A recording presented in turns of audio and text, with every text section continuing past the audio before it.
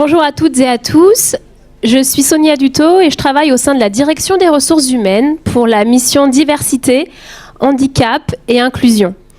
Je suis ravie de vous voir si nombreux aujourd'hui et c'est signe que le thème de la charge mentale intéresse et concerne beaucoup d'entre nous dans un quotidien de plus en plus vite, un quotidien très chargé, et c'est la raison pour laquelle nous avons souhaité organiser cette conférence. La charge mentale, c'est cette petite to-do list qu'on a dans la tête, ces choses qui nous pèsent car on y pense en permanence, que ce soit au travail ou à la maison. La charge mentale concerne les parents. Plus d'un parent sur deux s'estime aujourd'hui plus stressé que ses parents à l'époque. Mais ça concerne aussi les aidants. Ce sont les gens qui, au quotidien, soutiennent un proche en situation de dépendance. Et on sait qu'il y en a de plus en plus. Mais la charge mentale concerne plus généralement l'ensemble des salariés, dont on sait qu'il est devenu plus compliqué de tout gérer. Et plus d'un tiers des salariés éprouvent aujourd'hui des difficultés à concilier sereinement vie personnelle et vie professionnelle. C'est pour cette raison qu'on a souhaité inviter Nina Bataille, qui est coach spécialisée en gestion de carrière et en parentalité, qui est auteure de différents ouvrages aux éditions Larousse, pour que Nina nous présente le concept de la charge mentale et surtout pour qu'elle nous livre quelques clés pour que l'on puisse s'alléger cette charge mentale et faciliter notre quotidien. Merci Nina.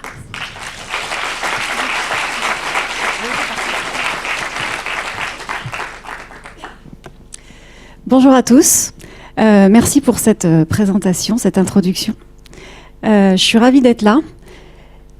Vous êtes très nombreux, c'est sans doute le signe que la charge mentale est un vrai phénomène de société, un vrai sujet qui concerne tout le monde. Alors pourquoi ? Je suis, comme vous l'avez très bien dit Sonia, coach à la fois sur le domaine professionnel et parental. Je suis aussi formée en neurosciences et aujourd'hui on va beaucoup parler de neurosciences. Je vais vous expliquer ce qui se passe dans votre cerveau en fonction de différents facteurs. Qu'est-ce que c'est que les neurosciences ? On va juste refaire un petit point sur ce que c'est que les neurosciences. Jusqu'en 1995, on s'intéresse au cerveau malade. Pour le soigner par rapport à toutes les personnes qui peuvent avoir un problème. À partir de 1995, l'apparition des IRM, on fait passer les gens dans des scanners et on va regarder ce qui se passe dans leur cerveau, quelles zones s'activent en fonction de ce qu'ils pensent, de ce qu'ils ressentent ou de ce qu'ils font. Et du coup, on va balayer ce qu'on appelle un neuromythe, quelque chose qu'on croyait vrai et qui ne l'est pas finalement. On n'utilise pas 10 à 20% de notre cerveau comme on a tendance à le croire, on utilise beaucoup plus. Par contre, on l'utilise pas forcément bien. Et du coup, les neurosciences nous permettent de comprendre comment bien utiliser son cerveau. Voilà, et c'est ce qu'on va faire aujourd'hui.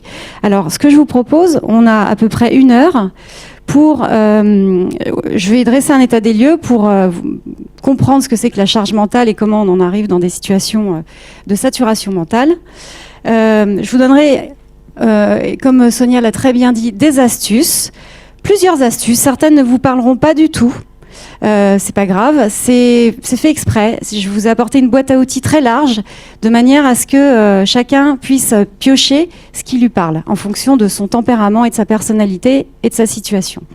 Et puis on gardera un petit temps de questions-réponses pour répondre aux questions qui n'auraient pas été abordées pendant la conférence. Alors, la charge mentale, qu'est-ce que c'est ? Je vais vous donner la définition tout de suite.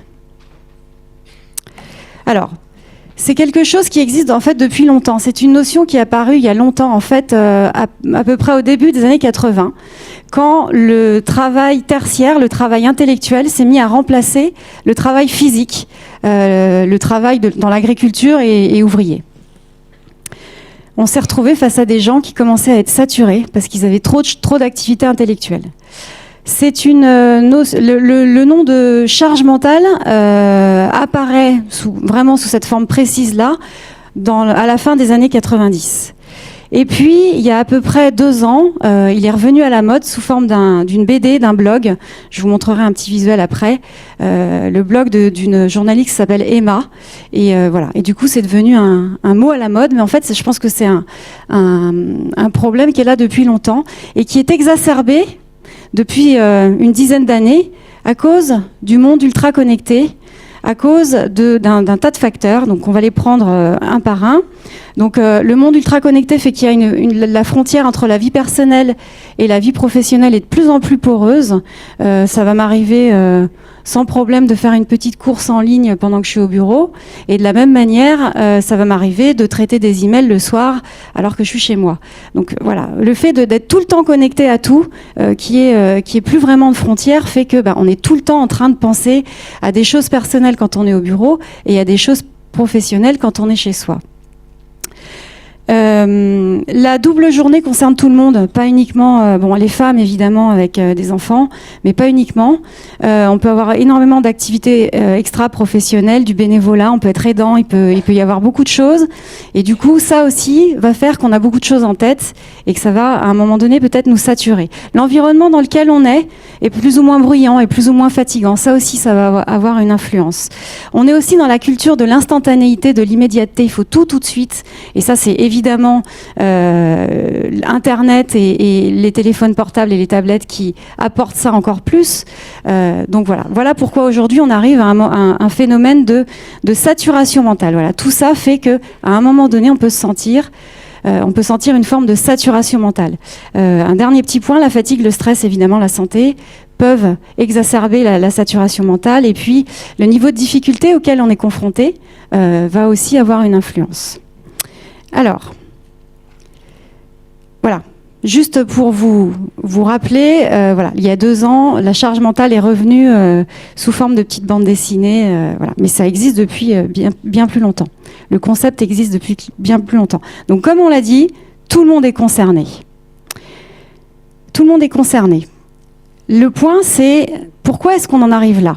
Alors, ce que je vous propose dans un premier temps, c'est de balayer toutes les espèces de croyances, alors pas croyances au sens religieux, mais les croyances qu'on peut avoir sur certains points et qui font qu'on va rajouter du poids à notre charge mentale sans s'en rendre compte. Alors, le premier point,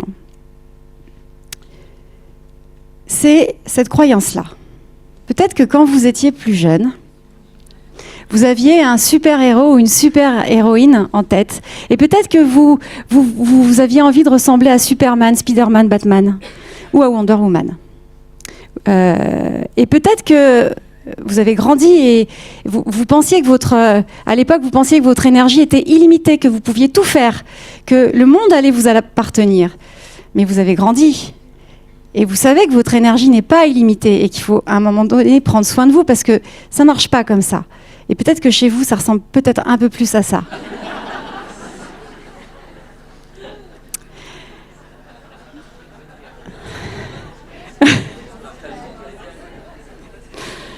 Je plaisante, hein. Messieurs, je plaisante.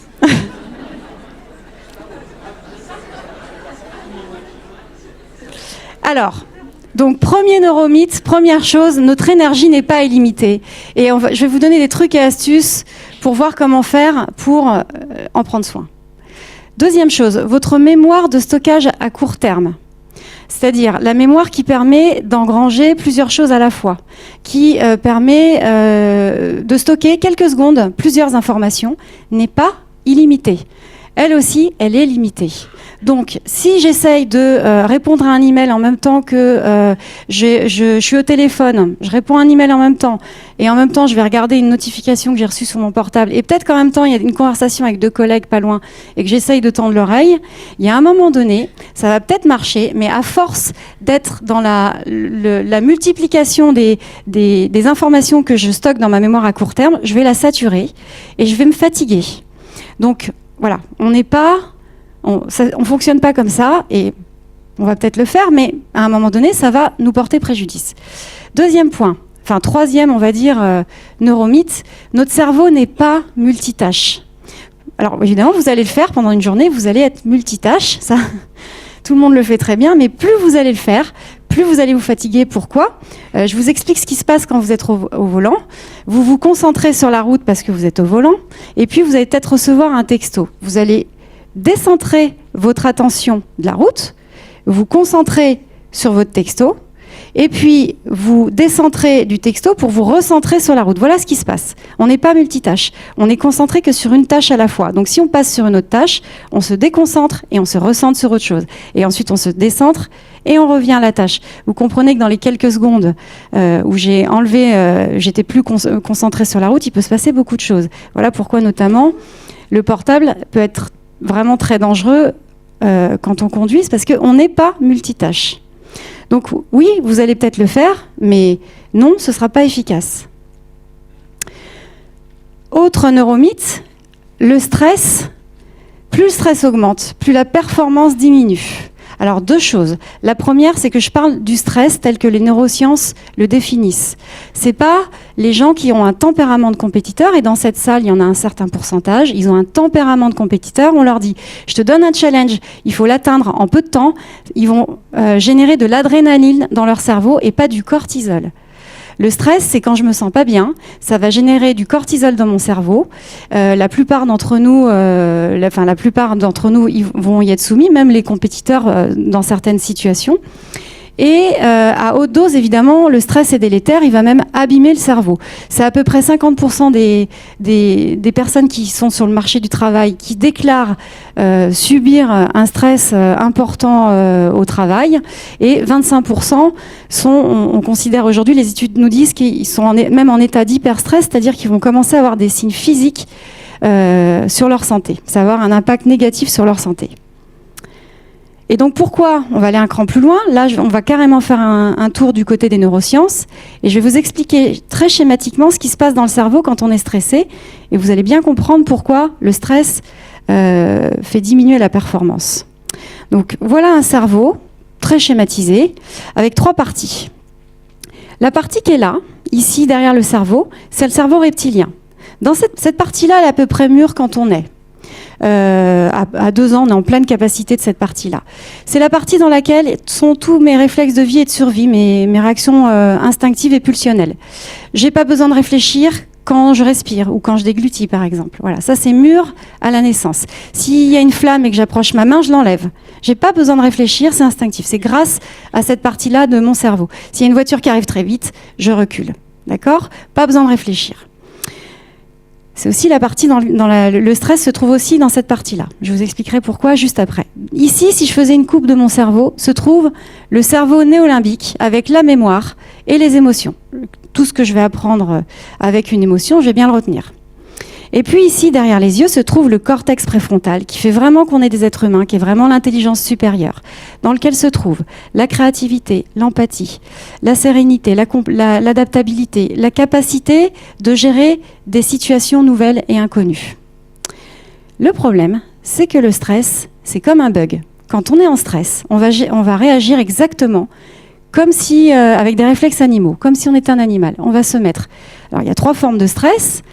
On va se mettre en lutte, en agressivité. Quelqu'un me fait une queue de poisson, je vais klaxonner, je vais peut-être l'insulter. Enfin voilà, pas très malin. J'ai un conflit avec quelqu'un, j'ai pas envie d'en parler, je vais fuir. Voilà, la fuite, c'est la 2e forme de stress. Ça me paraît trop. Je peux même être complètement saturée en termes de charge mentale. Je suis inhibée, je sais même pas par quel bout je vais le prendre. L'inhibition, c'est la 3e forme de stress. Et ça se situe ici, à l'arrière du cerveau. Comme si ma vie en dépendait. Or, des stress dont ma vie dépend, j'en ai, heureusement, dans nos sociétés occidentales, j'en ai très peu. Peut-être que voilà, j'ai manqué de me faire écraser par une voiture, donc allez hop, j'en ai eu un ce mois-ci. Peut-être que je me suis promenée dans un quartier chaud et j'ai été face à une bande et c'était pas rigolo. Voilà. Mais sinon, globalement, notre vie n'en dépend pas.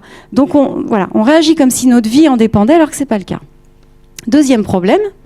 Étant donné que ce cerveau à l'arrière, ce cerveau reptilien, est fait pour assurer notre vie et notre survie, quand il est aux commandes, il va prendre plus ou moins tout le pas sur le reste. Si j'ai un stress très fort, j'ai moins accès à ma mémoire et j'ai moins accès à ma capacité d'être serein, de gérer une situation auquel j'ai jamais fait face, etc., etc.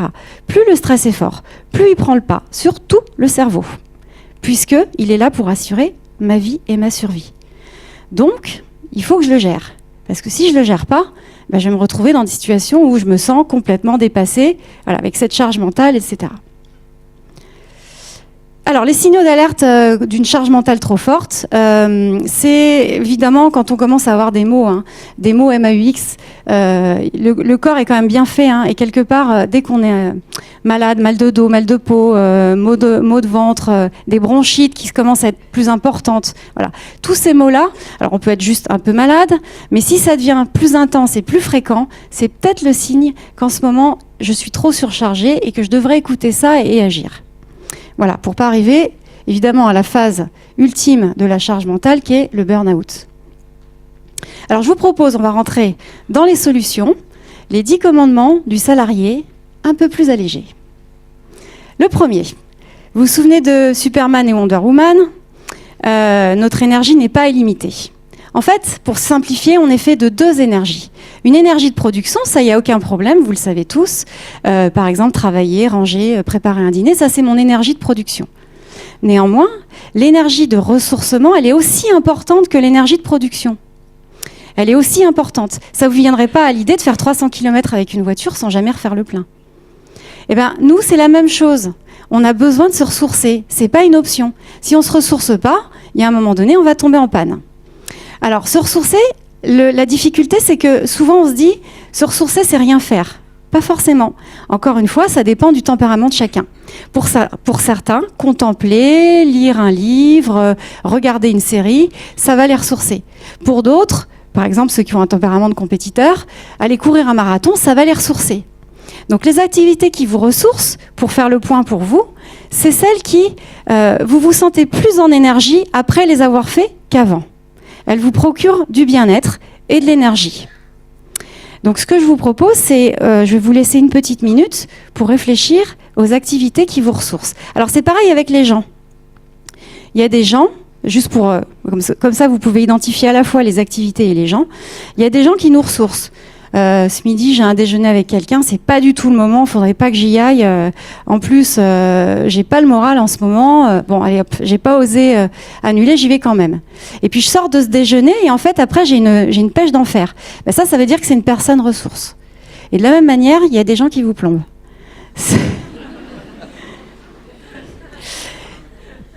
Ce midi, j'ai la patate, je vais déjeuner avec quelqu'un. Et je ressors de là, ça va pas du tout. Alors, si vous pouvez éviter ce genre de personnes, elles sont peut-être un petit peu toxiques pour vous. Allez, je vous laisse 1 minute pour réfléchir à ce qui vous redonne de l'énergie. Et puis, ensuite, essayez de le faire régulièrement, peut-être 1 fois par semaine, 1 fois tous les 15 jours. Ça va vous faire du bien, ça s'appelle « Je prends soin de moi », ça profite à tout le monde. 1 minute.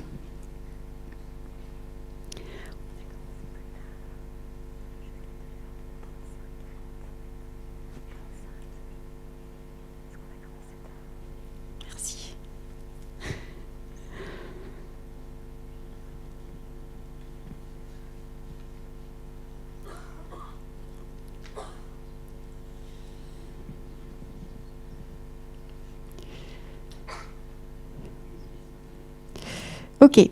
Autre exercice, décompresser en fin de journée. La charge mentale, c'est souvent en fin de journée qu'on la ressent fortement. Pourquoi ? Parce que la fabrique à penser, là-haut, là, fonctionne à fond.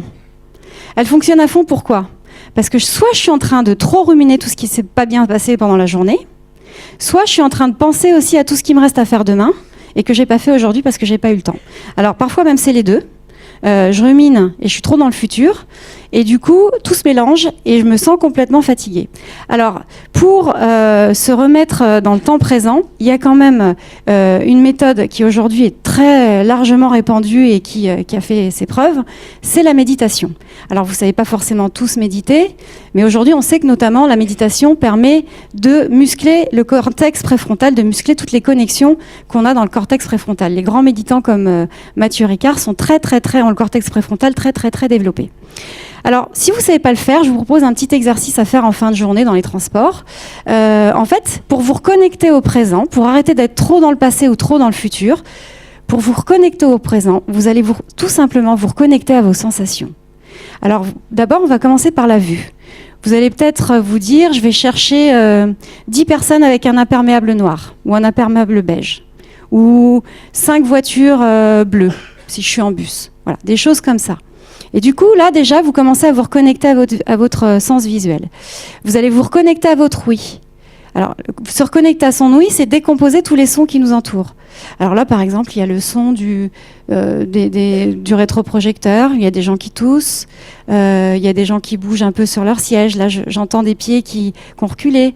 Voilà comment je peux décortiquer les sens. Peut-être le bruit des roues du métro, le bruit de quelqu'un qui écoute son iPhone un peu fort. Voilà, vous décomposez ça pendant 5 minutes et vous vous reconnectez à votre ouïe. Et puis après, je peux me reconnecter aussi à mes sens. Je mets la main dans ma poche, peut-être que je vais y trouver des clés et un ticket de métro, peut-être. Et je vais me poser la question, est-ce que c'est chaud? Est-ce que c'est froid? Est-ce que c'est dur? Est-ce que c'est mou? Et là, c'est pareil, je vais commencer petit à petit à me reconnecter à mes sens, voilà, tout petit à petit. Voilà. Donc c'est pas complètement de la méditation, mais ça me permet de me remettre dans le présent. Deuxième chose, je vous donne un exercice de respiration qui s'appelle la cohérence cardiaque, qui va vous remettre dans la respiration naturelle que vous avez quand vous dormez. Parce que quand on est stressé, on a tendance à respirer comme ça en apnée avec le haut des bronches, et pas d'avoir une respiration profonde. Alors la synchronisation cardiaque, la cohérence cardiaque, pardon, c'est simple. Je vous propose qu'on le fasse tous ensemble. Je vais compter jusqu'à 6 et vous allez inspirer. Alors vous allez inspirer lentement parce que sinon vous allez vous retrouver en apnée au bout de 3 ou 4 temps et là du coup c'est moins efficace. Donc l'idée c'est d'inspirer vraiment le plus lentement possible. Et puis ensuite vous allez expirer sur 6 temps. Et on va le faire 6 fois de suite. Et cet exercice, il a l'avantage de pouvoir être fait, il est invisible. Donc je peux le faire dans le métro, je peux le faire dans le hall d'une salle d'attente, je peux le faire quand je veux. Voilà. Et vous me direz comment vous vous sentez après avoir fait cet exercice. Donc je vous propose de le faire, comme ça vous saurez le refaire. Vous êtes prêts? Alors c'est parti. Vous inspirez, 1, 2, 3, 4, 5, 6. Expirez, 1, 2, 3, 4, 5, 6. Inspirez, 1, 2, 3, 4, 5, 6. Expirez, 1, 2, 3, 4, 5, 6. Inspirez, 1, 2, 3, 4, 5, 6. Expirez, 1, 2, 3, 4, 5, 6. Inspirez, 1, 2, 3, 4, 5, 6. Expirez, 1, 2, 3, 4, 5, 6. Inspirez, 1, 2, 3, 4, 5, 6. Expirez, 1, 2, 3, 4, 5, 6. Inspirez, 1, 2, 3, 4, 5, 6. Expirez, 1, 2, 3, 4, 5, 6. Comment vous vous sentez?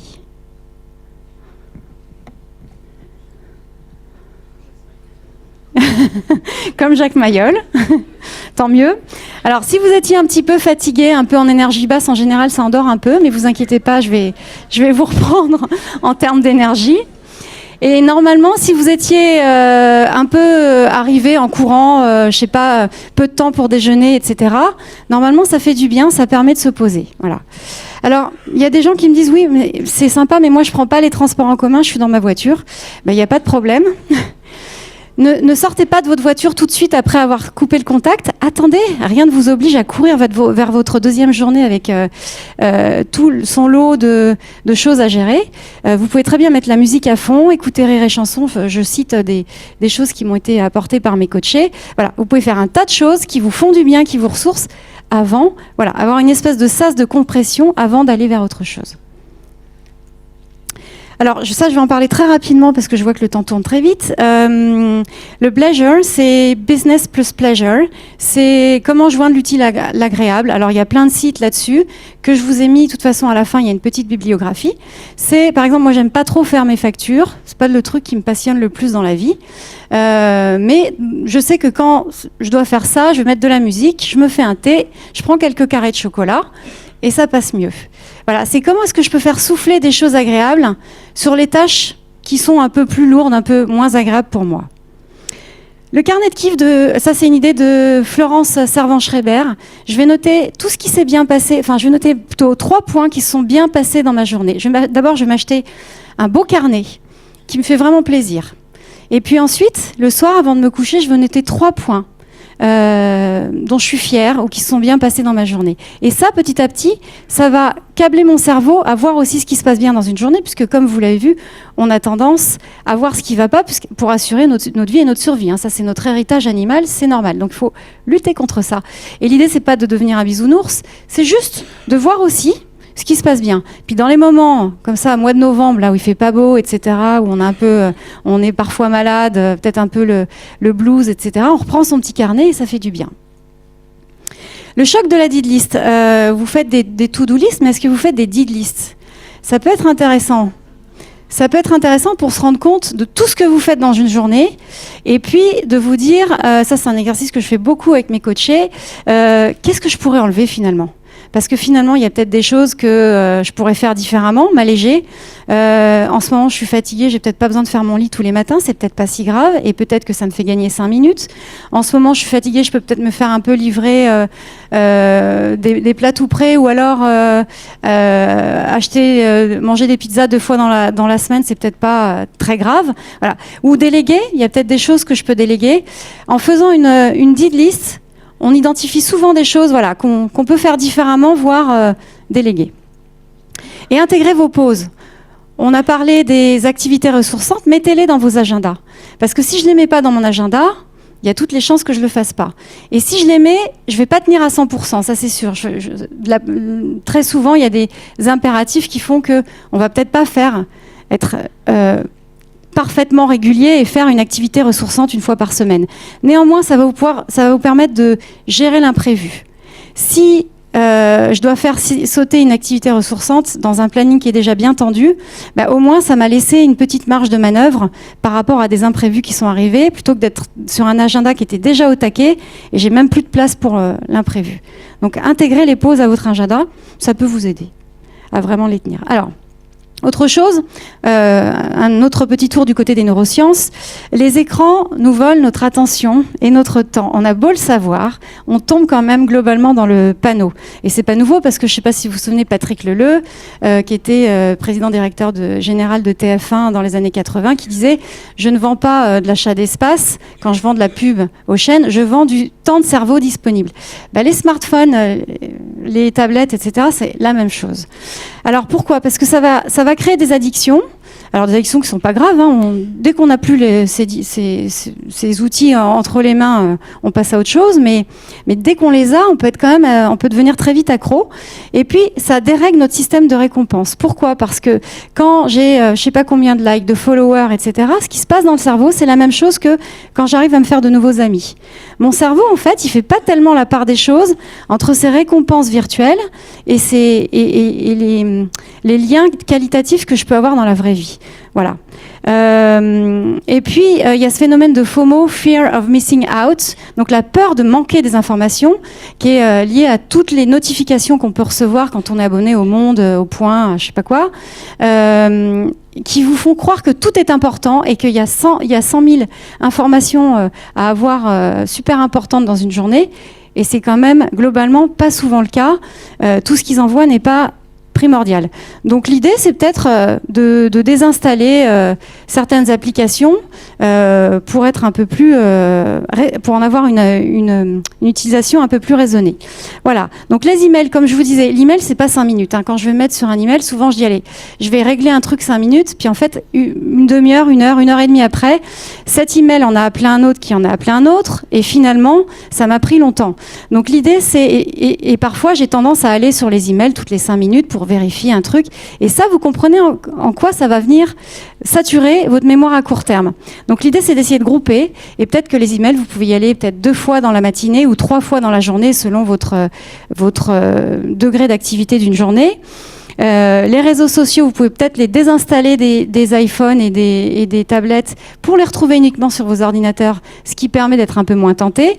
Les smartphones, il y a des applications aujourd'hui, comme quoi c'est une vraie préoccupation, Off Time et Moment, je vous les donne pareil à la fin, qui permettent de se rendre compte du temps passé sur telle ou telle application et du coup de se dire est-ce que vraiment c'est raisonnable ?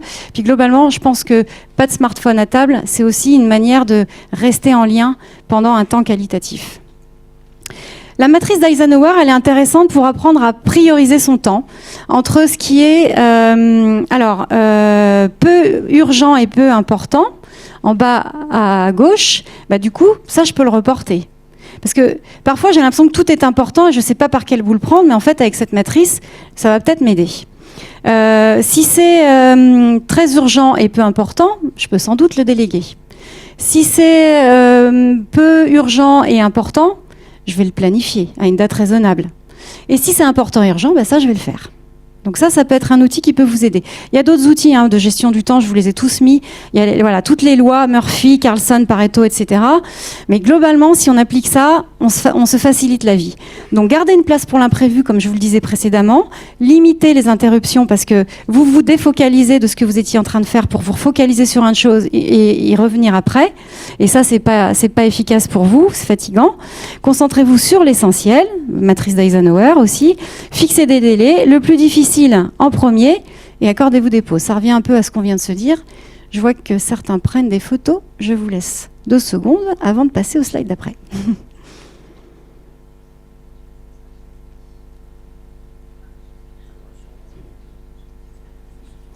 Déléguer. Alors la délégation, parfois on se dit oui, j'ai qu'à déléguer, c'est facile. Non, c'est pas facile.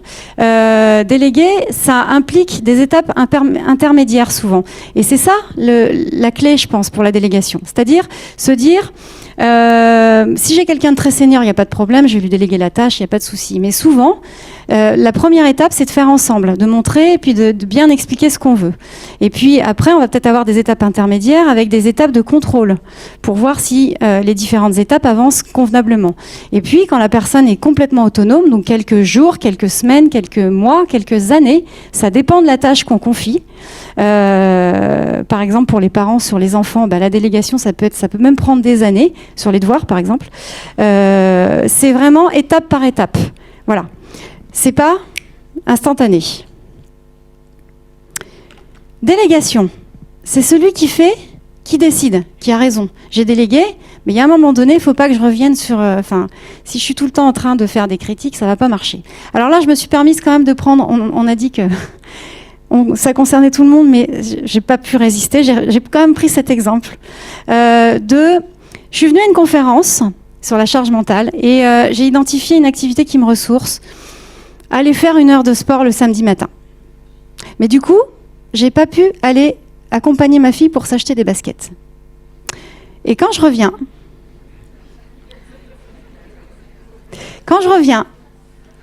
mon mari s'en est chargé. Et il a acheté les baskets roses à elle, qui clignotent en vert et violet. Et là, qu'est-ce que je lui dis ? Quelle est la phrase qui vient spontanément ?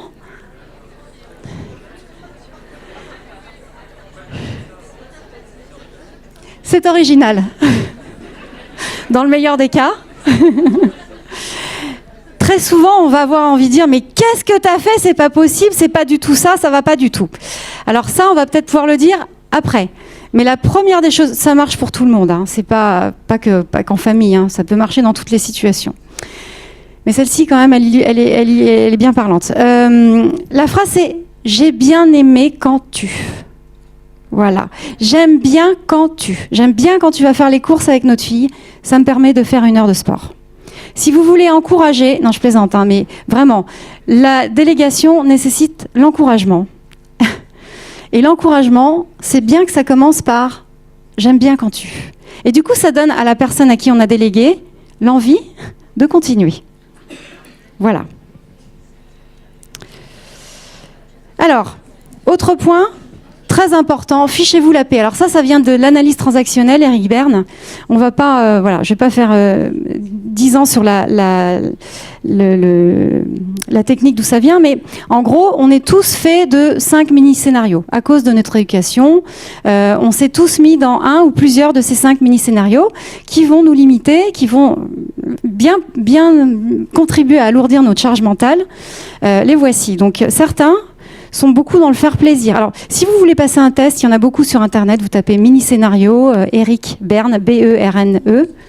analyse transactionnelle, et vous trouverez des tests pour savoir dans quel mini-scénario vous êtes, si ça vous paraît pas clair là comme ça à première vue. Mais les gens qui veulent faire plaisir, ils sont souvent très, très agréables. C'est des gens qui sont sympas avec tout le monde, etc. Le problème, c'est qu'à un moment donné, vouloir faire plaisir à tout le monde, je m'oublie un peu. Donc, le truc pour casser ce mini-scénario de vie, c'est de se dire, savoir apprendre à dire non sans raison. Je sais pas moi, ma voisine ou je suis célibataire, je suis plus jeune que tout le monde dans la boîte, peut-être qu'on va avoir tendance à me demander de rester un peu plus tard parce que on considère que j'ai pas d'enfant. Enfin, je prends un exemple comme un autre, comme j'ai parlé des familles, je prends un peu tous les exemples. Peut-être qu'un jour je vais dire une fois non sans donner de raison, parce que ça va me permettre de me préserver et de me sentir mieux. Au lieu de dire comme tu veux tout le temps, dites je veux. Tu veux qu'on aille voir quel film ou tu veux qu'on aille dans quel restaurant, comme tu veux, c'est pas grave, ça m'est égal. Non, vous avez peut-être une petite préférence. Donc essayez de réfléchir à ce qui, au fond de vous, vous ferait vraiment plaisir et dites-le. Après, certains sont beaucoup dans un scénario travailler dur. Alors travailler dur, ça c'est des gens qui travaillent beaucoup, qui sont très persévérants, qui vont avoir une grosse capacité de travail. Le problème c'est que c'est pareil, sur la charge mentale ça va pas être génial. Donc c'est bien de se fixer une date limite, c'est-à-dire il y a un moment donné j'arrête, stop, et puis voilà, je pars avec cette présentation par exemple, et puis voilà. Et puis savoir se retourner et se dire ah oui tiens j'ai réussi ça, ça et ça, et je me félicite du travail accompli. Ça va être important, ça va aider ceux qui sont dans ces scénarios-là. Certains sont dans un scénario soit parfait, ils veulent que tout soit parfait. Alors eux, ça va être important de déléguer, d'apprendre à déléguer et à baisser leur seuil d'exigence, c'est-à-dire, c'est la même chose, j'ai demandé à, je sais pas, mon conjoint de préparer le repas, je repasse pas derrière en rajoutant du sel, du poivre, en remettant les couverts sur la table, ça marche pas ça. Ça, c'est pas une bonne délégation. Quand je délègue et que je considère que ça me rend bien service et que c'est correctement fait, c'est très bien fait, ça veut dire, dans ces cas-là. Être fort, ça c'est les gens qui, alors c'est pareil, très persévérants, très travailleurs, etc. Mais qui ont du mal à montrer leurs sentiments parce qu'ils vont avoir peur de montrer des faiblesses. Oui, mais le problème c'est que du coup on leur propose jamais d'aide parce qu'on a l'impression qu'ils sont très très très forts. Et peut-être que accepter de se faire aider, ça peut aussi alléger la charge mentale à un moment donné et puis exprimer ses sentiments de temps en temps. Voyez ce qui va se passer quand vous le faites. Dernier scénario, se dépêcher. Alors c'est pareil, ceux-là en général ils vont être très efficaces, mais ils vont avoir tendance à pas trop se préserver. Donc ceux-là, si vous vous sentez dans ce scénario-là, apprenez à faire des pauses, puis apprenez à prioriser, par exemple avec la matrice qu'on a vue.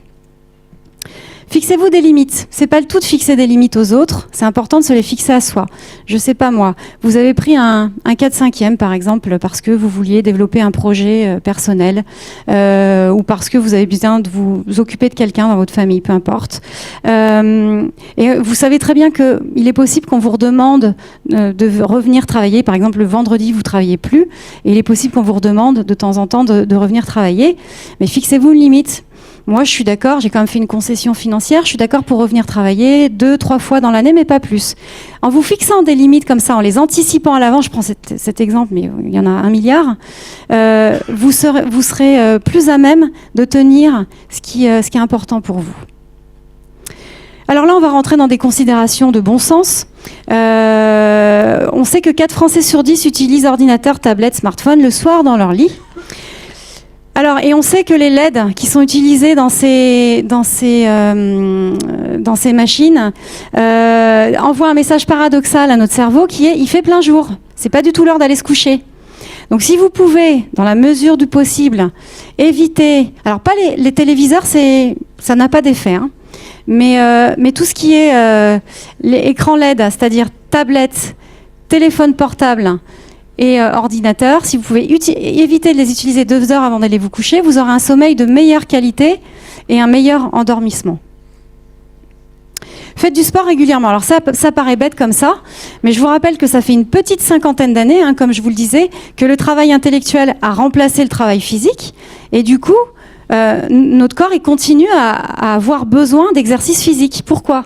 Parce que l'exercice physique permet l'oxygénation du cerveau, donc une meilleure capacité à mémoriser, à se concentrer, notamment des meilleures connexions neuronales.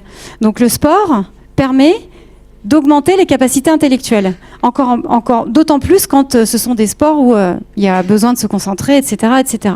Mais le sport, l'activité physique permet vraiment d'optimiser l'activité intellectuelle. Ça va avec. Bonne alimentation à heure fixe. Plus vous prenez vos repas à heure fixe, moins vous allez être fatigué. Et puis, on sait on connaît aujourd'hui les effets du sucre. Pas trop de sucre parce que c'est pareil, ça dérègle le système de récompense, ça fatigue, etc. Alors, on va... je voudrais vous parler d'un exercice qui s'appelle... je ne sais pas si vous avez déjà entendu parler du flow.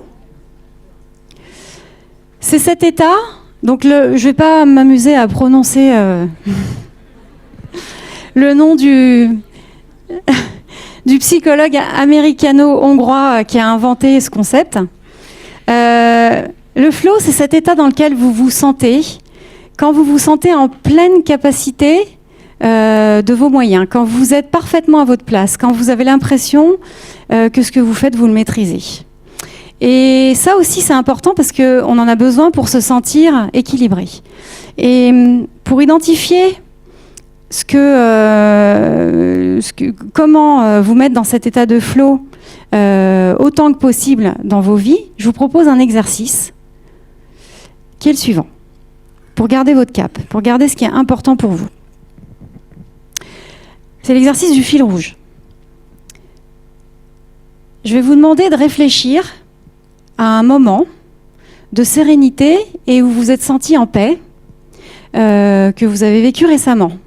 Peut-être que vous avez fait un petit break à la Toussaint, peut-être que c'était les dernières vacances d'été, je ne sais pas. Je vais vous demander de réfléchir à cet instant-là où vous étiez vraiment, vraiment, vraiment en sérénité et en paix. Et je vais vous demander de réfléchir aux 3 à 5 ingrédients, ça dépend des gens. Si vous en trouvez 3, c'est bien. Si vous en trouvez 5, c'est encore mieux. 3 à 5 ingrédients qui étaient réunis à ce moment-là pour que vous vous sentiez dans cet état de sérénité, de maîtrise et de paix. Je vous laisse réfléchir 2 minutes.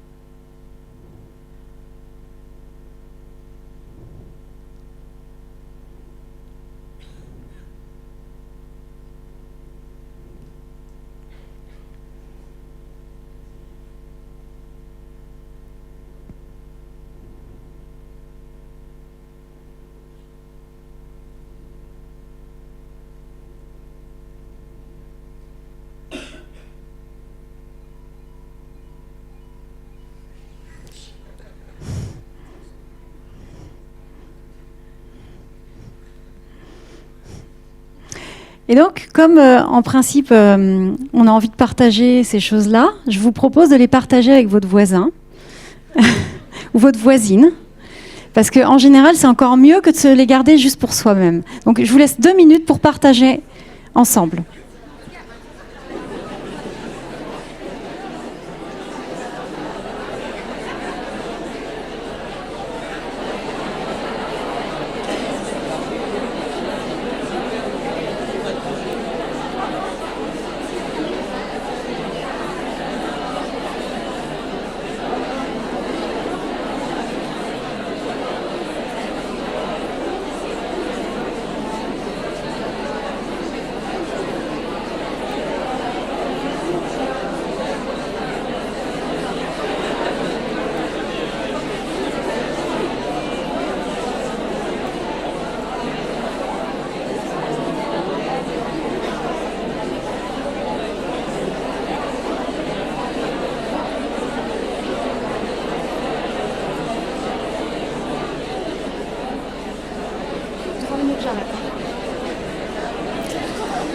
Merci. Merci beaucoup. Je suis désolée de vous interrompre. Parce qu'en général, quand on commence à se raconter des choses qui font du bien, on est intarissable. Et pourtant, je vais conclure cette conférence. Alors donc, vous avez vu comme ça fait du bien de se rappeler ces moments-là. Donc, ce qui est important, c'est que à chaque fois qu'il y aura ces 3 à 5 ingrédients qui seront réunis dans votre vie, pas forcément ce même moment, hein, mais ces 3 à 5 ingrédients qui seront réunis dans votre vie, vous serez proche de qui vous êtes, proche de ce que vous portez en vous-même, et du coup, normalement, vous serez bien, même si vous avez une charge un peu plus importante que d'habitude. À chaque fois que vous en serez éloigné, vous aurez beau faire attention à votre santé physique et mentale, vous allez quand même avoir du mal. C'est vraiment important. Ça, c'est garder son cap, garder ce qui fait du sens pour soi, c'est très important. Donc si on résume, pour alléger votre charge mentale, ce que je vous propose, c'est, pour un bon moral, d'apprendre de vous ressourcer régulièrement, d'apprendre à décompresser, d'intégrer des pauses, de simplifier votre organisation en priorisant, en déléguant et en encourageant. En vous fichant la paix un peu, faites attention à votre santé. Évitez les portables et les ordinateurs avant d'aller vous coucher. Faites du sport et ayez une bonne alimentation. Et surtout, restez proche des 3 à 5 ingrédients qui sont importants pour vous. Je vous propose de vous fixer juste un objectif, votre plus petit pas possible. Parce qu'on sait que ce qui est très mauvais avec le stress, c'est de se fixer un objectif très haut, parce que là, je vais me mettre en stress, je vais plus avoir toute ma capacité intellectuelle, et du coup, je vais pas le faire. Donc, je vous propose l'inverse, comme les Japonais, hein, c'est issu de la méthode Kaizen, de vous fixer votre plus petit pas possible. Quel plus petit objectif vous pourriez vous fixer par rapport à ce que vous avez découvert dans cette conférence ? Voilà. Et pendant que vous réfléchissez, je pense que c'est bon pour ce slide. Je vois encore une personne qui prend une photo. Je voulais vous parler des enfants. Les enfants aussi, mais je pense que j'ai plus le temps, c'est pas grave. Donc je vous mets la biographie et je vais répondre à toutes vos questions. Réfléchissez bien à votre plus petit pas possible. C'est très important. Merci Nina. Toutes les questions, peut-être pas. Et, vu l'heure, mais au moins 2 peut-être. Des questions ? Non, pas ici. Ce serait très mal pris. Elle est très féministe. Ça dépend comment on le prend. Non, pas de questions ? Tout était très clair ? Ça peut être mal pris, non, je la mets pas. Je peux faire rire certains et les enfants. Du coup, faut faire attention. Nina, il n'y a pas de questions ? Un petit mot sur les enfants alors peut-être ? Il n'y a pas de questions. Alors, un petit mot sur les enfants. Je vous laisse quand même ce slide parce que je pense que c'est important pour vous. Les enfants, on s'aperçoit... Alors, les enfants, on ne parle pas de charge... Merci à tous ceux qui sont venus à cette conférence. Bon après-midi, prenez soin de vous. Les enfants, on sait qu'on ne parle pas de charge mentale pour les enfants parce qu'ils ne fonctionnent pas encore comme ça. Mais on s'aperçoit qu'il y a quand même, quand on fait des études, 40% des enfants qui ressentent une espèce de mélancolie. Parce qu'il y a trop de choses, il y a peut-être trop de transports, trop de devoirs, trop d'activités extrascolaires, beaucoup d'attentes. Plus ça va, plus notre société est exigeante, notamment en termes de réussite, réussite scolaire.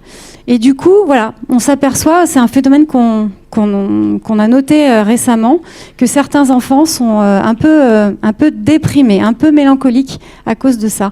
Donc les enfants, c'est les futurs adultes de demain, c'est vous, c'était vous il n'y a pas longtemps. Donc peut-être que parfois, en étant un peu moins exigeant avec les enfants, on s'allège aussi, tout le monde s'allège, et peut-être que finalement on est très heureux comme ça. C'était juste mon petit mot sur les enfants. Merci.